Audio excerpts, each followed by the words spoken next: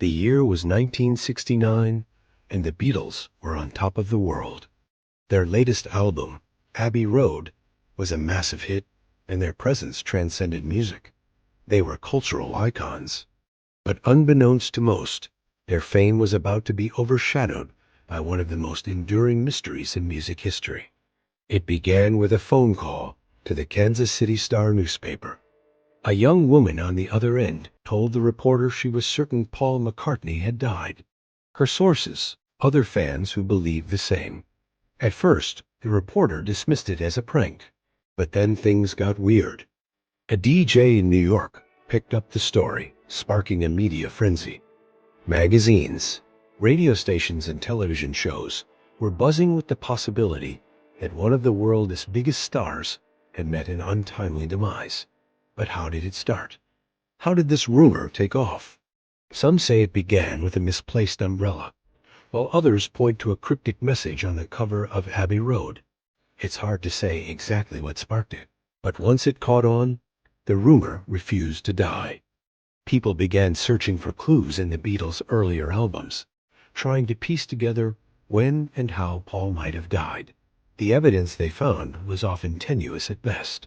For example, there was the time in 1966 when Paul supposedly didn't show up for an important photo shoot. But there's a catch. He was actually in the hospital recovering from an illness. Then there was the famous "Paul is dead" announcement on the back of the Sgt. Pepper's album. When you remove the P from Peppers, you get Paul is dead. But let's be real, this is a stretch. As the rumor grew legs, so did the theories about why Paul had been replaced. Some said it was to protect him from the pressures of fame, while others went as far as claiming Paul's death was a publicity stunt gone wrong. But amidst all this chaos, the Beatles kept making music. And somehow through all the madness, they managed to release 2 more albums and go on tour. But not everyone was convinced.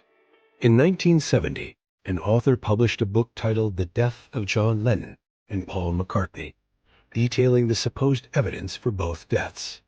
It included interviews with fans and friends of the band, but it seemed to have little impact on the band's popularity. And then came the ultimate twist. In 2009, Paul McCartney himself addressed the rumors during a concert in Japan. With a mischievous grin, he told the audience, "For those of you in the front row, the real Paul is over there." He gestured to a fan holding a sign that read, "Paul is dead." After sharing a laugh with the crowd, McCartney moved on with his setlist, leaving the audience both confused and entertained. In the end, Paul's comment only added fuel to the fire.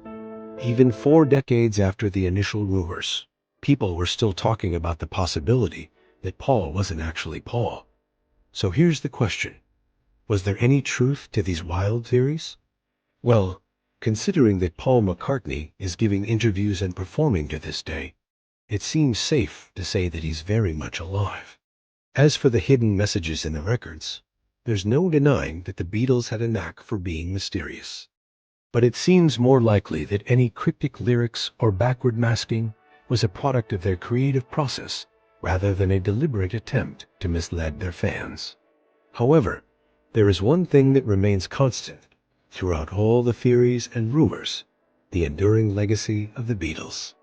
Love them or hate them, you can't deny that their music continues to resonate with people around the world.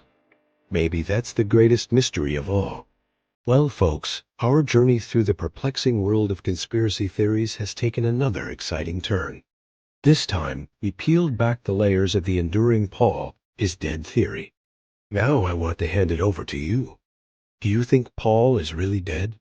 And do you know about any other bizarre music mysteries? Drop your thoughts in the comments below. And hey, before you go, don't forget to hit the like button and subscribe for more intriguing tailies. Until next time, stay curious.